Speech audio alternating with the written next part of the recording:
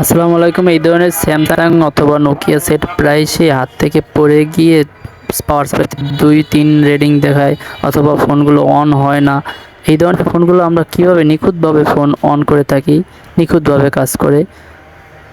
আমরা কি করি, মাদারবোর্ডটা ভিতরে যে সিপিইউটা আছে বা অন্যান্য কম্পোনেন্ট আছে, কম্পোনেন্টগুলো অনেক সময় শর্ট হয়ে যায়, রিবল ছুটে যায়। তখন আমরা হালকা পেস্ট নিই, পেস্ট নিয়ে ঠিক হটগানের 350 আর এয়ারটা হচ্ছে 600-তে রেখে আমরা পেস্টটা ভালোভাবে দিয়ে আমরা হটগান দিয়ে সুন্দর করে আলতোভাবে হিট করে নিব। তবে হ্যাঁ, এখানে একটা বিষয় আছে, আপনি চাইলেই এই কাজটা করতে পারবেন না। অবশ্যই হাতের হ্যান্ডেলিংটা ভালোভাবে শিখতে হবে, এই জন্য ভালো একটা মেকারের কাছে যেতে হবে।